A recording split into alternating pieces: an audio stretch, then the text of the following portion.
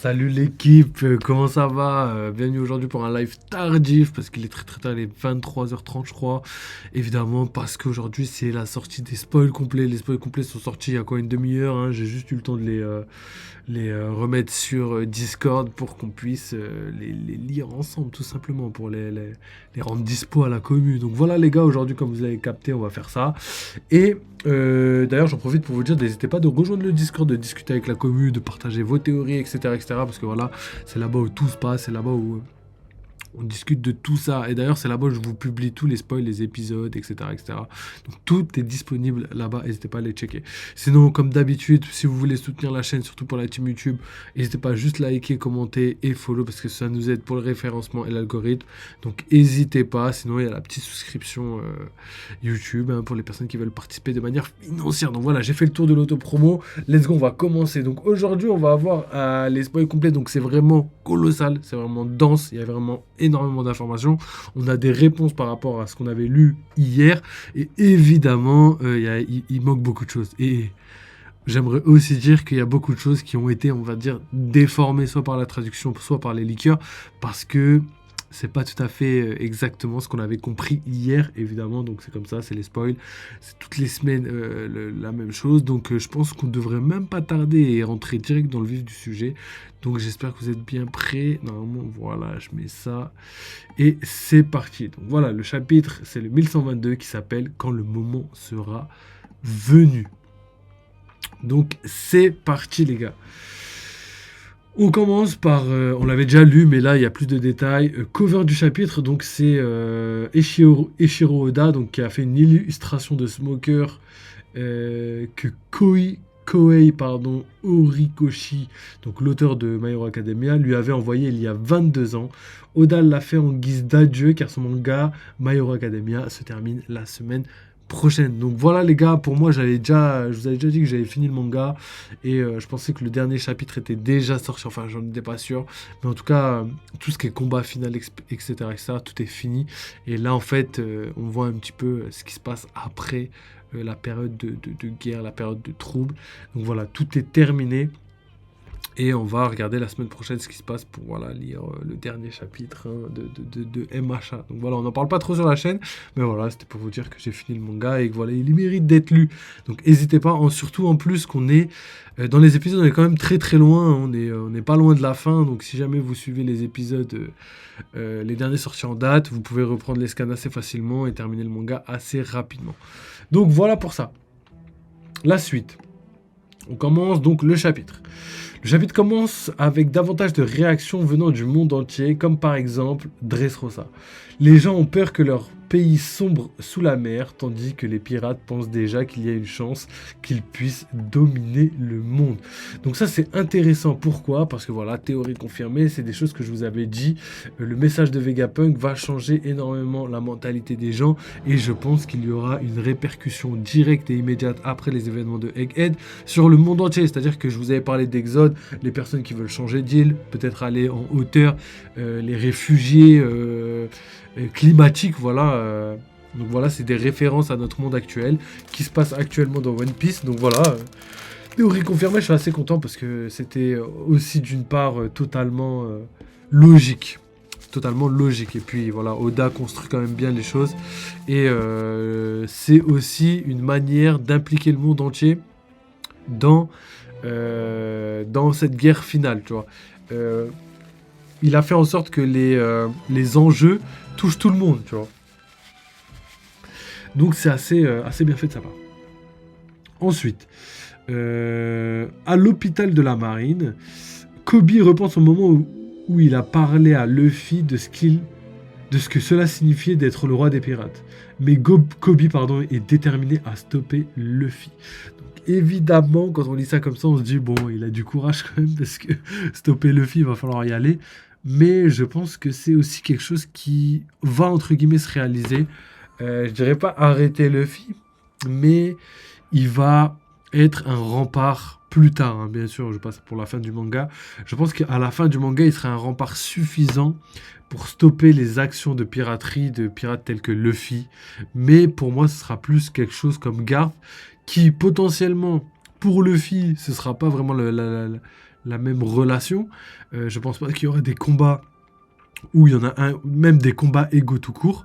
Mais je pense que Kobe deviendra le symbole qui permettra de stopper n'importe quel personnage de One Piece pour justement le stopper dans ses affaires. Je pense que personne va pouvoir vraiment le battre en 1v1. Je termine ma phrase. Parce que il aurait trop... Enfin, personne n'arrivera à battre Kobe en 1v1 sans y laisser des plumes. Voilà, c'est ça que je voulais dire. Ça ne veut pas dire que Kobe est invincible à la fin du manga et que personne ne pourra le battre. Ça voudra juste dire que ce sera un rempart suffisant pour stopper les actions des pirates. Tu vois. Je le vois un petit peu comme ça. Un petit peu comme Rayleigh qui arrive à stopper, entre guillemets, Barbe Noire, alors qu'il est vraiment beaucoup moins puissant que Barbe Noire. Donc voilà, vous voyez un petit peu l'image que je veux retranscrire par rapport à ça. Et pour moi, je pense que ce sera quelque chose de ce type-là. Donc ensuite, Kobe qui parle et qui dit « Luffy-san, je dois mettre un terme à ton rêve. » Et évidemment, je pense qu'il ne fait pas référence réellement au rêve, ni même à Luffy, mais je pense pour lui, il doit mettre un terme au One Piece, à Raftel et aux armes antiques. Je pense que lui, son but, c'est de sauver le monde derrière ces paroles-là. Donc pour moi, c'est clairement... il parle de Luffy parce que c'est le rêve de Luffy, mais il parle du rêve de Luffy parce que ce rêve-là est trop dangereux pour lui. C'est comme ça que je le vois.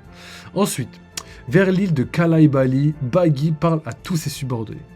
Donc Baggy dit « Le monde sera à moi. Ne soyons pas ridicules, il sera à nous. » Tous les membres de la Cross Guild applaudissent Baggy, tandis que Crocodile lui ordonne avec colère de retourner à l'intérieur et de s'asseoir. Et par conséquent, il retourne à l'intérieur et s'assoit.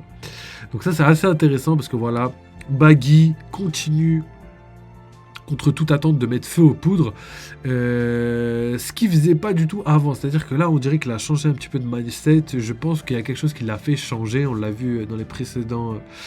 dans les précédents scans où ce qu'il voulait c'était aller chercher le One Piece, et là on a encore cette image de Baggy qui veut rien lâcher, et on l'a vu dans la dernière page du chapitre de la semaine d'avant, pas dernière mais la semaine d'avant, que justement Baggy était parmi donc les 4 personnages les plus importants de la page, de la double page même je dirais, de par son statut d'empereur, mais aussi parce que voilà, je pense qu'il a un intérêt logique à agir étant donné que c'est subordonné de Roger, et c'est aussi le personnage principal enfin pas le principal mais le personnage préféré d'Oda. Donc quand on prend toutes ces informations en compte, on sait qu'il va avoir un rôle crucial, même si c'est pas un rôle tel que un combattant de légende, non, mais je pense quand même qu'il va avoir un rôle crucial. Sachant qu'en plus, son plus grand pouvoir, c'est ce que Mihawk avait dit à Marineford, c'est le fait de pouvoir rassembler énormément de gens. C'était le plus grand pouvoir de Luffy. Donc là, quand on voit que Baggy a le même pouvoir, on comprend assez facilement que Baggy pourra potentiellement avoir un pouvoir qui surpasse potentiellement juste la force brute, la force physique ou les pouvoirs acquis au fruit du démon. Donc ça... c'était pour l'analyse. On continue. On a donc Katarina, Devon et Van Augure qui sont de retour sur l'île de la Ruche. Devon appelle Teach pour parler de Caribou. Donc ça, c'est intéressant. Pourquoi ? Parce que ça nous donne énormément d'informations.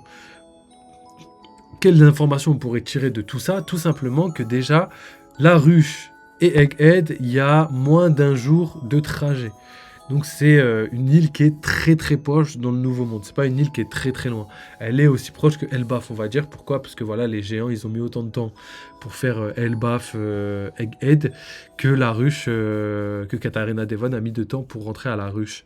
Donc ça nous donne un petit peu des informations au niveau géographique, au niveau de déplacement. La Ruche, c'est vraiment à côté. Donc la Ruche, c'est aussi à côté d'Elbaf. Quand on prend ces informations en compte, on peut les garder dans un coin de notre tête pour se dire que potentiellement il pourrait se passer quelque chose. Comme quoi, par exemple, Shanks qui va à la rencontre de Barbe Noire, très possible, parce que c'est à côté. Barbe Noire qui vient sur Elbaf, très possible, parce que c'est juste à côté.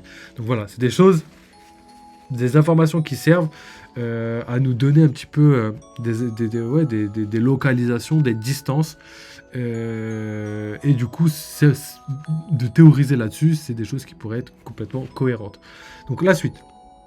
On a Devon, donc Katarina Devon, qui dit Je peux le tuer maintenant si tu es d'accord. Et Teach répond non, amène-le-moi ici, je l'exécuterai personnellement si les informations qu'il détient ne sont pas satisfaisantes. Donc bon, je pense que tout le monde est d'accord pour dire que les informations qu'il apporte seront très satisfaisantes étant donné que bon bah c'est la révélation des armes antiques. Je pense que Teach sans ça, il aurait jamais pu être au courant.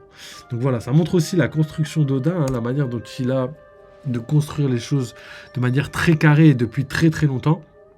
Je vous ai parlé du plan de Teach, mais là, si on voit Caribou, on voit très bien qu'il a construit, Oda a construit son personnage de Caribou depuis l'ellipse des 10 ans. C'est-à-dire qu'il était là à Shabonji, il était là sur l'île des hommes poissons. Après, il est parti, il a eu sa propre mini-aventure. Il a appris donc pour 2 armes antiques, c'est-à-dire l'arme antique de Poséidon, mais aussi l'arme antique de Pluton.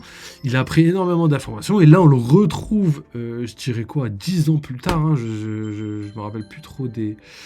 même plus que ça, 2014, donc c'était 2010, je pense, hein, ça fait 14 ans plus tard, IRL, sur l'île d'Egghead, et du coup maintenant à la ruche, qui va révéler des informations qu'on avait appris 14 ans en arrière.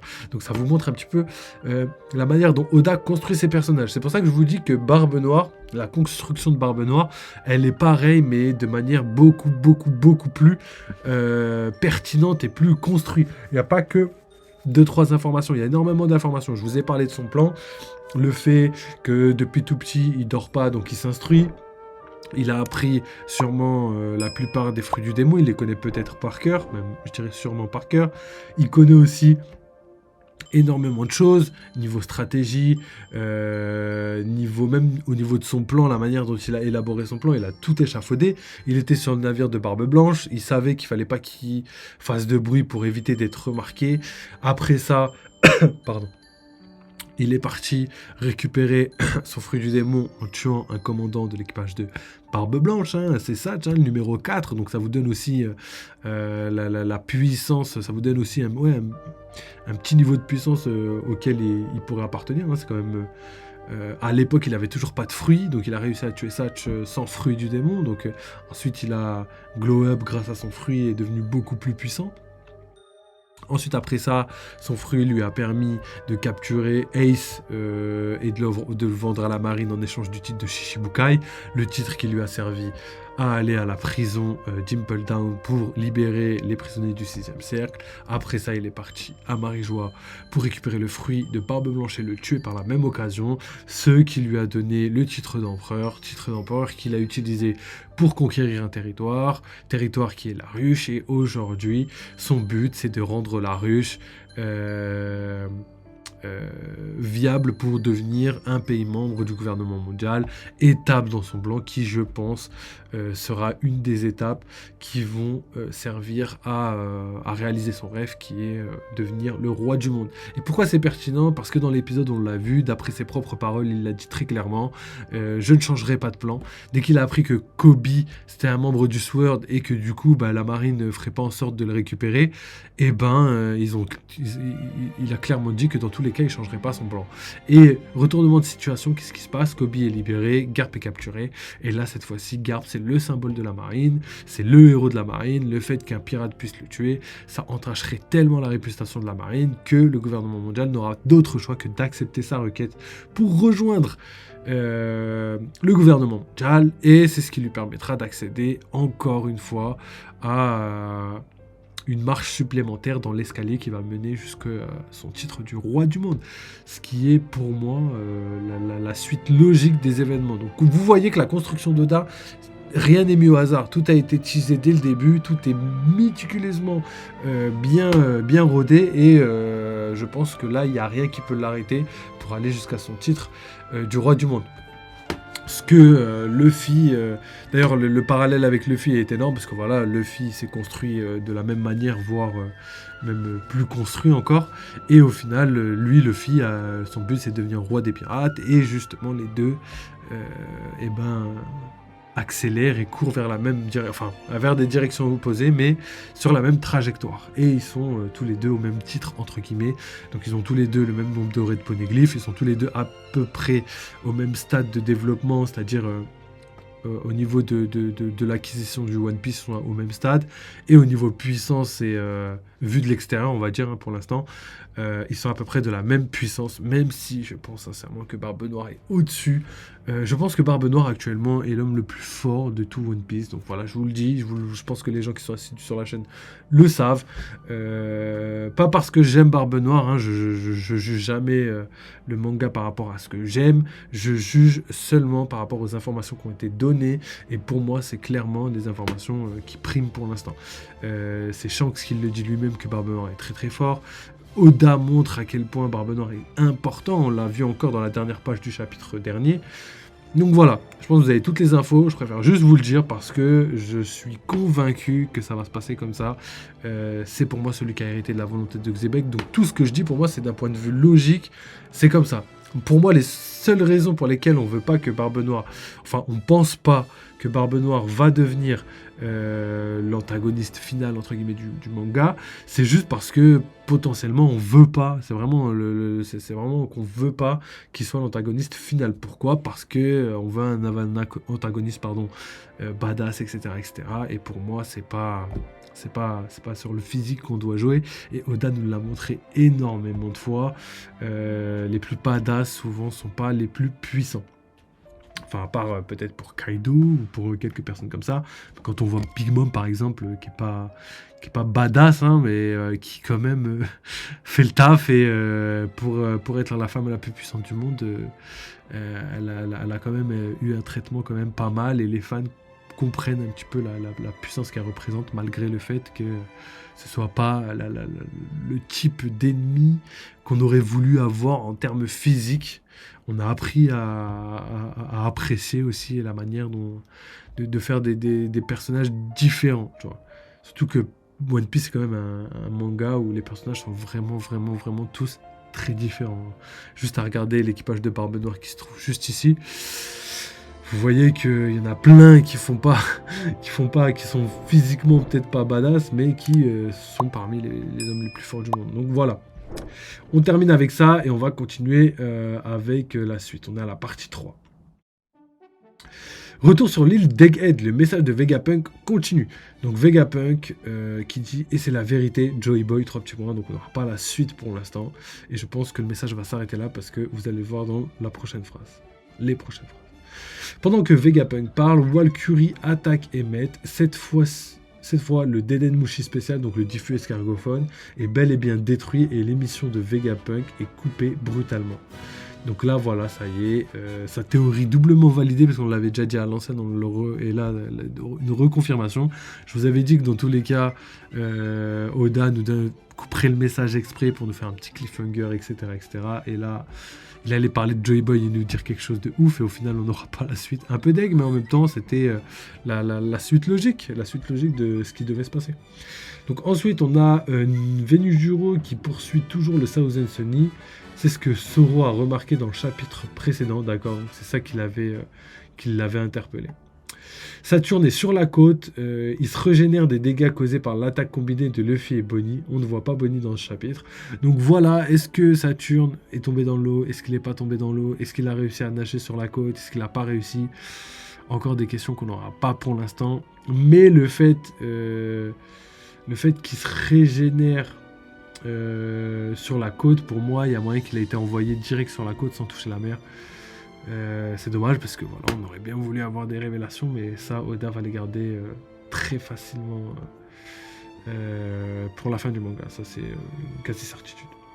Donc sur une double page incroyable, nous voyons Jupiter, Walküre et Venujuro sur le point de sauter ensemble sur le navire d'Elbaf et le Thousand Sunny qui est presque en train de toucher la mer. Donc voilà, ça c'est une phrase qui donne énormément d'informations sur la temporalité des derniers chapitres. C'est-à-dire que le Thousand Sunny, ça fait 3 chapitres qu'il a décollé et qu'il atterrit sur la mer. Donc en gros, en 3 chapitres, on a eu à peu près entre, je sais pas moi, 3 minutes, ouais, on va dire. 1 minute par chapitre, quoi. Parce que malgré tout le temps que le Sunny a volé, il a toujours pas touché l'eau. Donc ça veut dire que voilà, juste le temps de tomber, c'est le temps que le Sunny... en tout cas, que tous les événements ont pu se passer pendant que le Sunny tombait dans la mer. Donc c'est ouf. C'est ouf et ça montre aussi la temporalité, comme quoi ça dure vraiment très très peu de temps. Alors, Emmet attrape quelque chose près de sa taille. Nous ne voyons pas clairement ce que c'est. Et ensuite, il pense à Joy Boy. Donc Emmett, il dit: je suis désolé, Joy Boy. Je sais que tu ne peux pas être en vie, pardon, mais il te ressemble tellement que je ne peux m'empêcher de penser à ce jour-là, Joy Boy. Je suis désolé de ne pas avoir pu te faire roi. Donc ensuite, Emmett demande quelque chose à Luffy. Quel est ton nom, Luffy? Je suis Monkey D. Luffy, l'homme qui deviendra le roi des pirates. Dit Emmett tire sur quelque chose qui tenait à la taille, ce qui a pour effet de défaire le nœud d'une corde à l'intérieur de son corps. Soudain, une multitude d'éclairs noirs sortent du corps d'Emmett, et la plupart des membres de la marine s'évanouissent sur leur navire. Donc là, voilà une démonstration de puissance colossale, une maîtrise du Haki des rois de Joy Boy. Je pense que là, il n'y a aucune surprise. Hein. Je pense qu'il n'y a personne qui se serait dit non, mais Joy Boy n'a pas le Haki des rois ou quoi. C'était totalement logique. Hein. C'était pas un secret. C'est d'ailleurs pour ça que je pense que Oda l'a dévoilé aussi facilement. Donc voilà, on a donc un Joy Boy qui maîtrise un Haki des rois colossal et c'est un Haki qui est très très puissant, suffisamment puissant pour transformer des personnes en humains, c'est-à-dire enlever la transformation du fruit du démon, un petit peu comme Shanks, ce qu'il a fait à comment il s'appelle, Ryokogyu, Aramaki, voilà. Donc voilà, vous avez toutes les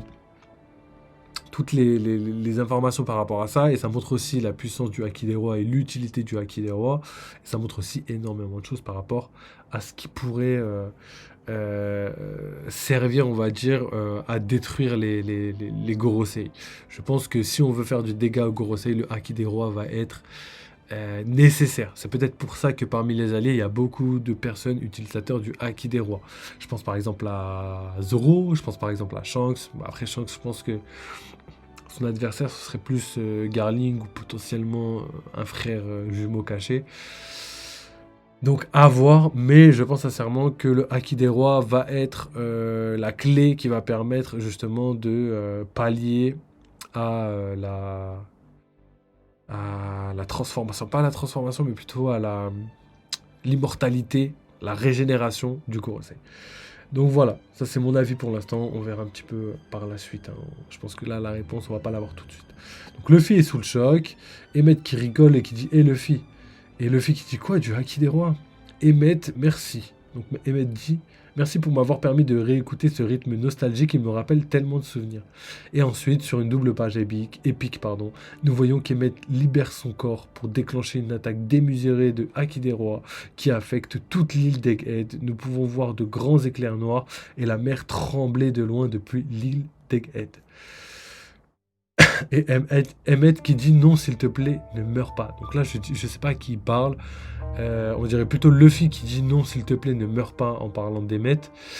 Mais si c'est Emmett, tant mieux, parce que voilà, je voudrais pas que Emmett meure. Donc la survie d'Emmett, elle est pour moi encore présente. C'est-à-dire qu'elle n'est pas totalement terminée. Je pense que il va pas pouvoir s'enfuir, mais qu'il va pouvoir rester en vie pour, comme je vous l'ai dit, pas raconter, mais plutôt voir le rêve de son capitaine être réalisé via sa réincarnation, tout simplement. Donc ensuite, on a les vice-amiraux qui peuvent à peine résister à cet Haki des rois et qui n'ont aucune idée de qui provient ce Haki. Les membres du Gorosei sur l'île sont éjectés et reprennent leur forme humaine par l'attaque lancée par Emmett. Donc voilà, ça c'est ce que je vous disais par rapport au Haki des rois. Hein. Haki des rois qui permet justement de désactiver le pouvoir des fruits du démon. On avait vu qu'avec du Haki de l'armement, on pouvait toucher les Logia, donc toucher même un corps non physique. Et là, avec le Haki des rois, on pourrait potentiellement empêcher la transformation carrément des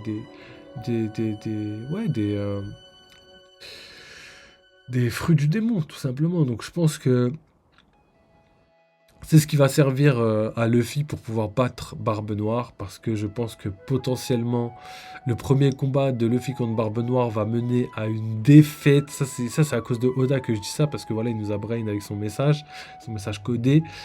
Et potentiellement, je pense que le premier combat, Luffy va trop se reposer sur le Gear 5 et du coup, ça va lui coûter le combat. Et que plus tard, il va comprendre que le Haki des rois, c'est ce qu'il y a de plus important, et il va le travailler à mort pour justement pouvoir mener un combat épique, quasiment impossible à terminer contre Barbe Noire. Potentiellement, pardon, hein, je dis bien potentiellement, grâce à l'aide de Kobe. Ce qui pourrait faire une dualité par rapport au passé, Xebec, Garp contre... enfin, plutôt Roger Xebec contre Garp, vous avez capté. Ensuite, les membres du Gorosei sur l'île sont éjectés et reprennent leur forme humaine. Donc ça, on l'a déjà lu. Et après cela, nous voyons comment Jupiter, Valkyrie et Vénus Juros se sont rendus à Marie-Joise. Saturne est le seul qui reste sur Egghead. Oui, voilà, hier, j'ai pas eu le temps de vous le dire, mais il y a une petite correction entre-temps par rapport à ce qu'on avait analysé. Et tout le Gorosei n'est pas parti à Marie-Joie, pardon. Ils ont été éjectés, on va dire les uns après les autres, mais la seule personne qui reste sur Egghead, c'est Saturne. Donc le premier arrivé, c'est la première personne qui peut rester sur Egghead. Donc voilà, c'est assez intéressant. On peut imaginer par exemple que ce soit des invocations et que ce ne soit pas les corps réels, etc. etc. Mais je doute un petit peu. Pour moi, c'était les vrais corps et voilà, ils étaient obligés de se TP à Marie-Joie parce que voilà, ils étaient trop éjectés, ils étaient trop loin. Et la seule moyen de revenir là-bas dans les temps, entre guillemets, c'était de venir par l'invocation. Voilà, donc on voit Jupiter, Valkyrie, Vénus, Giro qui, à l'aide d'épuisement, dans la chambre d'autorité. Nous constatons également que Mars était déjà assis là quand ils sont arrivés. Mars a probablement été renvoyé à Marie-Joise par l'attaque de Luffy. Après, je ne sais pas ce que ça veut dire renvoyer à Marie-Joise. Est-ce qu'ils ont été renvoyés via un portail comme ils sont venus? Et c'était un petit peu la manière de pouvoir... s'extraire de l'île entre guillemets on va dire plus facilement, ou est-ce que Luffy l'a envoyé tellement fort et il a bien visé et l'a envoyé pile poil sur Marie-Joie, exactement comme Emmett a fait aux trois autres. Donc je sais pas, mais pour moi ça a plus un lien avec le fait qu'ils ont despawn. Je pense qu'il y a un lien avec les portails, ou peut-être ils ont été rappelés par Im-sama, je sais pas du tout. Ensuite, dans la salle des fleurs, nous voyons Kimu hurle à genoux sur le sol. Et je sais pas ce qu'il dit. Il y a marqué serviteur, donc là c'est le serviteur qui parle et qui dit Imusama avec un point d'interrogation. Et on ne sait pas qui est le serviteur. Donc est-ce que c'est juste un soldat comme ça, ou est-ce que c'est un serviteur, je sais pas, très spécial, membre des chevaliers divins, etc. Potentiellement, c'est pas impossible. Donc ensuite on a Imu qui pense à lui-même. Et qui dit Joey Boy. Le Thousand Sunny, donc ensuite on continue. Le Thousand Sunny éclabousse enfin la mer, s'éloigne immédiatement de l'île d'Egghead aux côtés du bateau d'Elbaf. Tout le monde sur les deux bateaux est en état de choc, se demandant où sont passés les monstres qui les attaquaient. Les géants sont également désorientés, se demandent comment est-il possible qu'un robot ait pu utiliser le Haki des rois. Sur la côte d'Egghead, nous voyons les restes d'Emmet sur le sol devant Saturne. Les deux dernières pages du chapitre, donc déjà juste le fait que Egghead soit devant Saturne est malheureusement en piteux état, parce que là ils disent bien les restes, et bien c'est assez triste parce que, pardon, ça veut dire que potentiellement Emmett a donné son dernier souffle. Comme je vous l'avais dit, il a réalisé sa mission. Donc malheureusement, il y a des chances que scénaristiquement, il n'ait plus d'utilité et qu'on le revoie plus. Peut-être qu'il va voir Luffy réaliser le rêve de son capitaine, Joy Boy. Mais ce sera pas de manière intègre avec son corps, avec sa puissance, ça va être compliqué. Donc voilà, à part si Bonnie utilise son pouvoir pour le sauver, je sais pas comment il pourrait faire. Donc let's go. Ensuite, les deux dernières pages du chapitre sont un flashback de Joey Boy et Emmett qui se déroule il y a plusieurs siècles, donc sûrement pendant le siècle oublié. Joey Boy discute avec Emmett assis au sommet d'une colline sur une île. Donc là, une colline sur une île, pour moi, il y a énormément de chance que ce soit l'ancien royaume et que ce soit un petit foreshadowing et qu'on ait juste 2-3 petits détails sans avoir vraiment un gros panorama avec tous les détails de l'île, mais qu'on remarquera ça bien plus tard ouais, je pense comment ça s'appelle, pardon, dans le futur, hein, quand on sera Ed, dans les flashbacks du siècle oublié, etc., qu'on remarque justement que cette scène avait un lien avec ce qu'on a vu. Exactement comme la scène où Roger et Barbe Blanche s'y discutent à Marie-Joie, dans le flashback de Barbe Blanche à Marie-Joie, et après on l'a revu là, quand on était à Wano, ce moment-là. Enfin, la suite ou le début de ce moment. Donc voilà, ça c'est fait. Donc assis au sommet d'une colline, Joy Boy est toujours en ombre, effectivement, hein, c'était logique. On peut voir qu'il porte un chapeau de paille et une cape, comme Luffy à Onigashima. Donc ça c'est assez marrant parce que c'est la volonté de Joy Boy qui persiste encore 800 ans plus tard. Et le chara-design ressemble énormément à celui de Luffy et c'est totalement logique.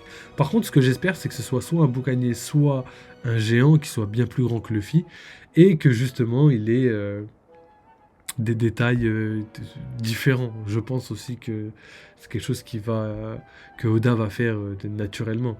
Il va pas faire juste une copie conforme. En tout cas, j'espère voir plus de détails. Donc, Emmett, quant à lui, porte des vêtements similaires à ceux des géants. En fait, il porte une combinaison similaire à celle que porte Brogy dans le présent. Donc voilà, Emmett qui potentiellement pourrait venir d'Elbaf, son côté géant qui pourrait être inspiré d'Elbaf. On a aussi le fait que Elbaf, c'est un pays ancestral bien antique, plus antique que l'ancien royaume, enfin je dirais pas l'ancien royaume, mais en tout cas plus antique que le siècle oublié, parce que voilà, il y a les fables d'Elbaf avec les fables de Nika qui datent d'il y a bien avant le siècle oublié.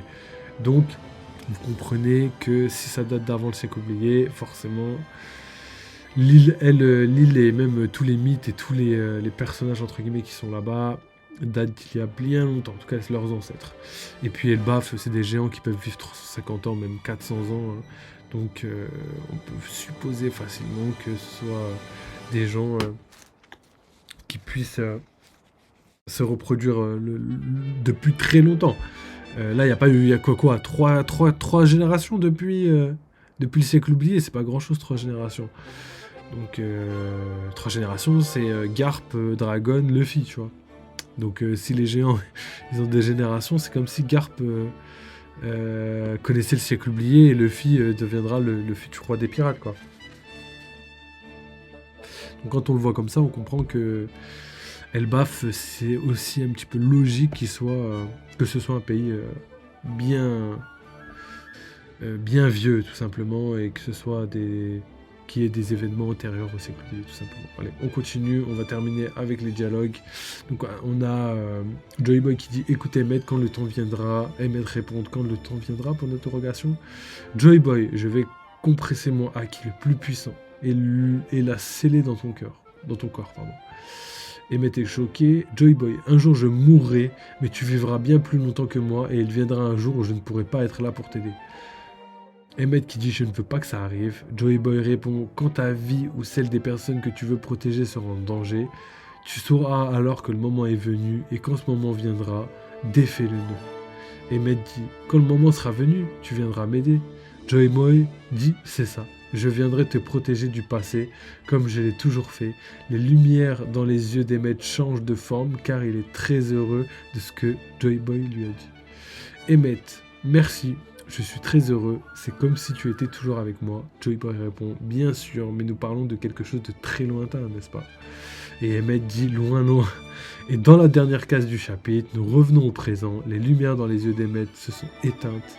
Emmett dit loin dans le futur, je me demande si je serai seul. Et message de l'éditeur, et maintenant il dort avec ses bons souvenirs. Donc voilà, c'est un petit peu la mort d'un personnage, même si l'éditeur a dit il dort. Donc est-ce que c'était un euphémisme pour dire il est mort?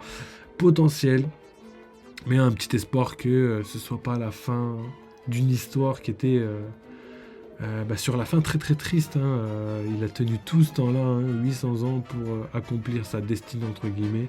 Il a protégé le descendant de Joy Boy. Quand je dis descendant, c'est celui qui a hérité de sa volonté, sa réincarnation et qui est Luffy. Et maintenant il a rempli toutes les missions qui lui avaient été données. Il a vu le siècle oublié, il a vu comment le monde a été transformé, il a vu Joy Boy et Luffy, hein. Je pense qu'il y a, à part Zunisha, je pense qu'il y a personne et Insama potentiellement, il n'y a personne d'autre qui peut se vanter d'avoir fait la même chose, donc à voir. Mais voilà, c'est une fin de chapitre qui est plutôt pas mal comparé à tout ce qui a été dit, tout ce qui a été fait précédemment.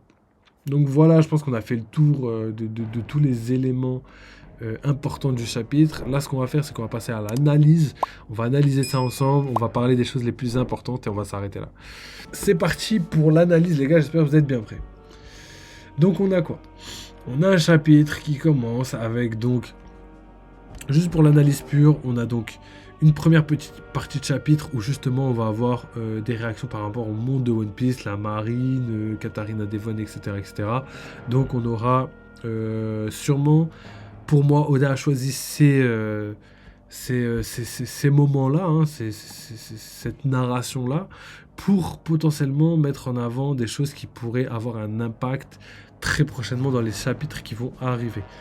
Pour moi, c'est les chapitres qui sont entre les arcs. Comme je vous l'ai dit, on va sûrement avoir des informations sur Barbe Noire, qui va sûrement diffuser son message sur le fait qu'il détient un Garp et qu'il voudrait l'échanger en échange de devenir une personne qui appartient au gouvernement mondial, hein, tout simplement pour être parmi les pays membres du gouvernement mondial, ce qui pourrait le faire avancer d'une marche vers son rêve. Et pour moi, c'est totalement logique parce que c'est le moment opportun. On est entre Egghead et Elbaf. Il pose sa candidature, on va dire, pour devenir État membre du gouvernement mondial.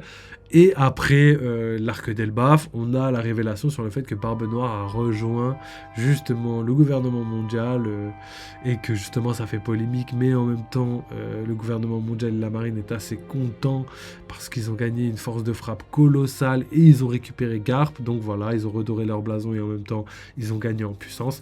Donc je pense sincèrement que tout ça va se réaliser au niveau chronologiquement. En tout cas, ça colle parfaitement. Et après, du coup, on aura Roadstar, le Battle Royale pour le One Piece, Raftel, et après Raftel, la guerre finale. Donc, let's go. Ça, c'est dit. Et ça, c'était pour la première partie du chapitre. Deuxième partie du chapitre, on retourne sur Egghead avec tous les événements et tout ce qui était important. Théorie validée sur le fait que Emmett était bien, pour moi, la personne à qui appartenait entre guillemets l'incident de Egghead, hein, même si l'incident de Egghead pour moi ça regroupe tout. Ça regroupe les pertes de la marine, ça regroupe la destruction de l'île, la mort de Vegapunk, le message de Vegapunk, les révélations sur la perte, plutôt sur le Egghead, plutôt le monde qui va être englouti, et aussi l'attaque de Emmett, les Tenryubito, les monstres, etc. Tout ça pour moi c'est ça l'incident de Egghead et je pense que les gens ne vont pas oublier ça de sitôt. Je pense que Big News va faire un énorme article sur tout ça qui va récolter suffisamment d'informations pour le diffuser au monde, même si forcément on n'aura pas tous les détails, tous les tenants, tous les aboutissants. Mais voilà, tout ça pour vous dire que c'est l'incident de Egghead s'est déroulé, c'est terminé. On a fini Egghead d'ailleurs et on peut passer maintenant à Elbaf, arc qu'on attend depuis très très longtemps. Donc voilà. Et en dernière partie de chapitre, on a donc un flashback par rapport à Emmett et Joy Boy. Donc voilà, hein, là vous voyez bien, on passe du monde entier. Ensuite, on passe le monde entier. Pour moi, ça pourrait représenter un petit peu le futur. Parce que c'est les choses qui vont arriver plus tard. Ce que je disais tout à l'heure. On a vu Katarina Devon, Caribou, Barbe Noire. Donc voilà, tout ça, on sait que c'est des événements qui vont avoir un impact sur le futur. Ensuite, on a un petit peu Emmett avec tout ce qui se passe sur l'île. Donc pour moi ça représente le présent, ça représente ce qui se passe à l'heure actuelle et les dégâts et les effets qui vont être instantané, vraiment, dans le moment présent.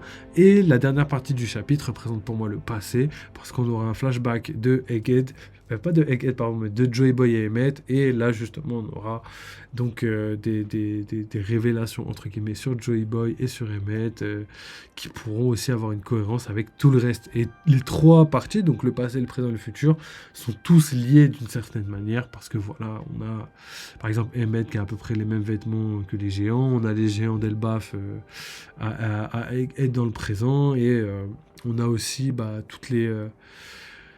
toutes les tenants et les aboutissants en rapport avec Barbe Noire et l'équipage de Barbe Noire qui ont un lien direct avec Elbaf, etc., etc. Comme j'avais dit, en plus, au niveau géographique, tout se trouve à côté. C'est-à-dire qu'on a Elbaf qui est à un jour de bateau de Egghead, la ruche est à moins d'un jour de bateau de Egghead, parce que pour moi, il ne s'est pas écoulé un jour depuis que Katharina Devon est partie. On a donc vraiment des îles qui sont très très proches, des accessibilités qui sont aussi très très proches. Donc comme j'ai dit, si jamais Shanks va sur la ruche pour attaquer Barbe Noire, ce serait totalement logique au niveau géographique parce que la distance correspond. Pareil, si Barbe Noire vient à Elbaf, je sais pas moi, dans quelques chapitres, c'est totalement cohérent parce qu'en tout cas, niveau géographique, c'est possible. Par contre, là, si vous me dites demain Dragon vient à Elbaf, là, je veux commencer à douter parce que c'est quand même bizarre.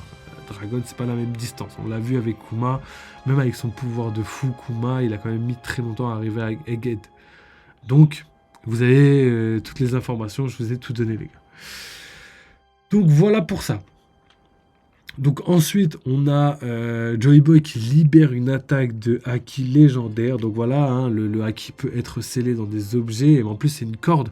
Et ça me fait penser étroitement à la corde que les personnes de Weatheria. Donc Weatheria, c'est la petite île céleste où Nami s'est retrouvée pendant 2 ans avec donc les scientifiques. Et cette corde permettait d'emmagasiner du vent. En fait, du vent. Tu pouvais faire 1, 2 ou 3 cordes, enfin 3 nœuds, défaire 1, 2 ou 3 nœuds, enfin 1, 2 ou 3 nœuds, et au final, ça faisait soit une petite brise, une bourrasque ou carrément un vent violent. Et là, pour moi, c'est une technologie qui se rapproche un petit peu parce que c'est une corde et un nœud, donc je sais pas ce que ça veut dire, hein. Pour moi, c'est sûrement un foreshadowing d'Oda par rapport à ça, parce que du coup, l'arme en question avec le nœud, on l'a jamais revu depuis le temps. Et il n'y a pas eu encore de nécessité de l'utiliser. C'est-à-dire Nami n'a même pas eu besoin de le garder sur elle. Hein. Peut-être elle l'a encore, hein, je ne sais pas du tout, mais c'est pas quelque chose qui a servi pour le scénario. Pourtant, Oda, quand il met quelque chose, il le réutilise. Et là, on voit que Emmett utilise quelque chose qui ressemble étroitement à ça. Donc pareil, je pense sincèrement que la corde et le nœud sont des choses très utiles, je pense, et que derrière tout ça, il y a quelque chose de caché. Je sais pas encore quoi exactement, mais je pense que la corde a un gros lien sur le fait qu'on puisse sceller du haki dedans. En tout cas, ce qui est sûr, c'est qu'on peut mettre du vent. Donc, est-ce qu'on peut faire le même procédé avec du haki ? Foreshadowing d'Oda, j'en suis quasiment convaincu. Donc après, j'avais parlé de pas mal de choses, comme par exemple le fait que Oda aurait pu potentiellement faire en sorte que comment ça s'appelle ? Les lames noires, ce soit la même technologie, enfin pas la même technologie, mais la même manière de faire, c'est-à-dire sceller du haki dans la lame noire pour la rendre quasiment... enfin même indestructible, enfin je dirais pas indestructible parce que j'en sais rien, on n'en sait rien pour l'instant, mais les lames noires sont les lames les plus puissantes au monde, ça c'est pour moi une certitude.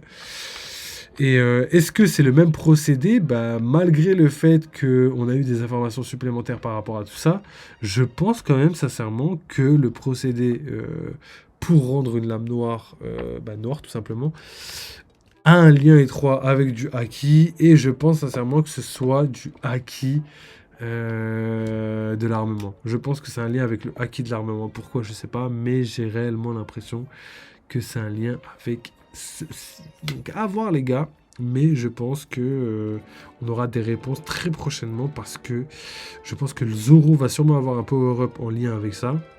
pas forcément transformer une de ces lames noires, mais potentiellement comprendre comment, par exemple, Enma marche, pourquoi Enma absorbe autant de haki. Je pense que tout ça, c'est des interrogations auxquelles on va avoir des informations prochainement sur l'arc d'Elbaf. Hein. N'oubliez pas, Elbaf, ça rime avec des charpentiers de légende capables de créer des bateaux, donc peut-être power-up du bateau de Luffy, hein, peut-être du Sunny, ou peut-être création d'une flotte, hein, tout est possible. Hein. On sait que par exemple que le navire de Shanks a une inspiration viking, donc ça étonnerait personne que son Draka, entre guillemets, ait été fait à Elbaf. Hein. Je pense que même il y a moyen qu'il y ait eu des confirmations par rapport à ça, peut-être dans les databooks ou quoi. Mais justement, peut-être qu'on aura des informations par rapport à tout ça. D'ailleurs, Bois d'Adam, peut-être en lien avec l'arbre d'Elbaf, l'arbre de la enfin, le nouvel arbre de la connaissance d'Elbaf. Donc, gardez tout ça bien en tête, hein, la Yggdrasil, tout ça, hein, bois indestructible, tout ça. Donc, gardez bien tout ça en tête parce que je pense que ça aura un lien. Et si je vous dis ça, si je vous ai dit ça, pardon, c'est parce que justement, il n'y a pas que ça. Qui dit Elbaf, qui dit Viking, dit aussi forgeron de légende. Qui dit forgeron de légende, dit peut-être création d'armes magiques, avec des runes magiques, etc., qui pourraient donner des power-up à des lames, ouais, à des lames telles que les lames de Zoro, hein, ce qui ne m'étonnerait pas. Hein. Et je l'ai toujours dit, pour moi, la lame noire de Zoro sera le Wado Ishimonji. Je pense que ce sera la lame la plus puissante. Hein. En plus, c'est un fourreau blanc, donc ce serait parfait d'avoir un fourreau noir et blanc. Une lame noire dans un fourreau blanc, c'est pour moi la suite logique de cette arme, en tout cas. Et elle va passer des 21... lame de second rang, hein, je pense que c'est les Owazamono, et va la faire passer en lame de premier ordre, ce qui va être une des lames les plus puissantes au monde. Ou peut-être qu'il va en avoir une autre et l'utiliser, hein, c'est pas impossible aussi. Je pense que avoir des nouvelles armes, c'est pas impossible. Hein. Peut-être que même en fonction de là où il va, les arcs qu'il utilise, il pourra changer d'arme et choisir des armes en fonction des endroits, tout simplement. Je pense que ça pourrait être, entre guillemets, logique. Si c'est bien fait, évidemment. Donc, à voir. Peut-être qu'il pourra porter 4 sabres. Je doute, mais peut-être pas impossible. Hein. Surtout qu'on a vu qu'à Ed, il portait pas ses sabres à la ceinture. Il est porté dans le dos. Donc voilà, hein, peut-être des petits foreshadowing qui fait que potentiellement, il aurait peut-être plus de 3 armes. Ou sinon, il laissera quelques armes sur le bateau pour en utiliser d'autres en fonction des situations. Donc voilà, et ensuite se suit la dernière partie du chapitre, où on a donc la discussion entre Emmett et Joy Boy avec sa silhouette. On a vu donc que Emmett apportait des habits d'inspiration viking, donc voilà, pour moi c'est encore un foreshadowing de Elbaf. Elbaf, je pense qu'elle est liée à énormément de choses. Déjà, je pense qu'elle est liée à l'Ancien Royaume. Pourquoi ?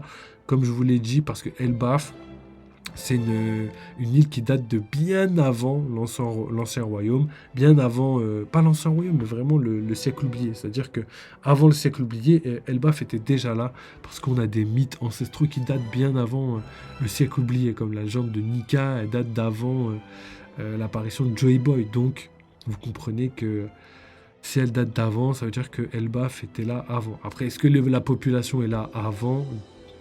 Ou est-ce qu'elle a souvenir de ce qui s'est passé avant ou pendant le siècle oublié? Je pense pas. Mais ce qui est sûr, c'est que la Terre, en tout cas, est là depuis très très longtemps. L'arbre aussi, etc., etc. Ensuite, on a Joy Boy qui a une inspiration boucanier d'un côté par rapport à l'image, par exemple, qu'on avait vue dans un des précédents chapitres. On voit Joy Boy en ombre attaquer, la première fois qu'on le voit, attaquer les 20 fondateurs. Et justement, il a un pantalon un peu bouffi, là. Un peu pas de def, mais au niveau des genoux, tu vois. C'est typiquement les pantalons qu'utilisaient les boucaniers à l'époque. Donc, ça, c'est totalement logique, étant donné que Joy Boy, c'est le premier pirate. Qui dit premier pirate, les premiers pirates IRL, c'était les boucaniers. Donc voilà, tout est lié. Je pense que c'est des choses qui vont être confirmées très prochainement, en tout cas la prochaine fois qu'on aura des informations sur Joy Boy. Donc voilà, pour Joy Boy et pour Emmett, hein, toutes ces informations qui servent. Hein. Je pense que Emmett, malheureusement, c'en est fini de lui, hein, même si j'aurais préféré le contraire. il reste pas grand-chose de lui d'après la manière dont les leakers ont traduit la phrase. Et en plus de ça, Saturne est en face, et en plus il s'est éteint en mode nostalgie en repensant au passé. C'est typiquement le type de mort logique. Sauf que c'est un robot, c'est un personnage qui a été intégré dans cet arc, donc c'est très probable qu'il puisse mourir, c'est quelque chose de très, très probable. Même si j'espère au fond de moi qu'il survit. Donc voilà en tout cas pour Joy Boy et Emmett. Et la dernière chose que j'ai envie de parler plutôt, c'est le Gorosei et Imsama. Donc Gorosei qui ont été expulsés, on sait toujours pas comment. Je pense pas qu'ils aient été expulsés dans la bonne direction au bon endroit. Sinon ça pourrait être un running gag de Oda, c'est pas impossible. Mais je pense plutôt qu'ils ont été éjectés et que quand ils sont éjectés trop loin, c'est comme si ils se régénéraient mais à un endroit, un dernier checkpoint, tu vois. Donc voilà, ça a confirmé, mais c'est encore des interrogations par rapport à leur pouvoir. Est-ce que c'est lié à leur portail, etc. C'est pas impossible. Donc à voir. La seule personne qui reste, c'est Saturne, et comme de par hasard, c'est celui qui n'a pas été invoqué de la même manière au même moment. Lui, il a été invoqué par un premier portail, alors que tous les autres ont été invoqués par des portails juste après. Donc après, c'est ceux qui ont été éjectés, donc on ne sait pas trop. On ne sait pas trop pour l'instant. Donc est-ce que les portails sont pas gérés par Imsama? Je pense pas, étant donné que le Gorosei a demandé à Saturne de poser le portail. Est-ce que ce serait pas quelqu'un d'autre? Je sais pas. Mais même si par exemple Saturne posait les portails, comment il aurait pu poser un portail alors qu'il était même pas descendu du bateau, quoi. Parce que s'il serait descendu du bateau, pourquoi sortir du portail alors qu'il n'en avait pas besoin, je crois. Enfin, encore des interrogations par rapport à leur pouvoir qui semble infini. On verra bien plus tard comment ça se déroule, mais pour l'instant, on a très bien vu que tout le monde s'était régénéré. Je crois que la seule personne qu'on n'a pas vu clairement se régénérer, c'était Mars. Quand on le voit là-haut, à Marijoa avant tout le monde, je pense qu'il s'est régénéré bien avant et bien tranquillement. Donc voilà, on termine avec Imsama qui, il ou elle, hurle. Donc voilà, c'est assez choquant. Donc elle hurle de mépris, je pense, pour Emmett, parce qu'il a utilisé le haki suprême de Joy Boy, ce qui a dû réveiller de mauvais souvenirs et faire en sorte qu'il soit énervé, tout simplement. Je pense que le fait de ressentir ce haki encore une fois pourrait être quelque chose de très désagréable pour Imusama, et quand il a vu que tout le monde s'est fait éjecter, je pense que ça lui a pas plu du tout. Donc voilà, je pense avoir fait le tour de toutes les théories, de toutes les interrogations et de toute l'analyse possible qu'on a par rapport au spoil complet de One Piece. Donc je pense que je vais m'arrêter là. Demain, on aura, avec un peu de chance, le chapitre. Et la semaine prochaine, il y a quand même des spoils alors qu'il y a une pause la semaine prochaine. C'est la pause du Shonen Jump. Donc Oda travaille, lui, alors que le Shonen Jump fait une pause. Et ça veut dire qu'on aura quand même des spoils. C'est-à-dire que les chapitres vont quand même être traduits, vont quand même être leakés, donc on aura quand même des informations. Donc après, est-ce qu'on aura le chapitre 1123 la semaine prochaine? C'est pas tout à fait sûr. Par contre, on devrait l'avoir de toute façon dans les 2 prochaines semaines. Donc voilà. Je pense avoir fait le tour, les gars, comme d'habitude. Si vous kiffez le travail, que vous avez apprécié, n'hésitez pas à envoyer de la force parce qu'on en a besoin. En plus, là, il fait tarpin chaud, c'est un truc de fou. Je suis en train de cramer dans le studio, donc ça me tue. N'hésitez pas à mettre votre petit commentaire, à poser vos petites interrogations si vous voulez savoir quelque chose, même partager vos théories. Il y a les commentaires, mais il y a aussi le Discord. Je vous ai créé des salons exprès où vous pouvez discuter de tout ça avec les membres. Et n'hésitez pas les gars, et puis de toute façon nous on se revoit très très vite. Sinon sur YouTube, le petit like, le petit follow comme d'habitude les gars, envoyez un maximum de likes, maximum de commentaires parce que ça fait plaisir. Et comme je l'ai dit, il y a Discord et il y a aussi le Twitter. Donc voilà, merci encore d'avoir suivi ce live, surtout qu'il est très très tard, j'en peux plus, je suis exténué. Vous l'avez vu en plus depuis tout à l'heure je baille. Donc voilà les gars, on se capte très très vite. N'oubliez pas, vive les jeux vidéo, vive One Piece, et à très bientôt. Allez, ciao les mecs.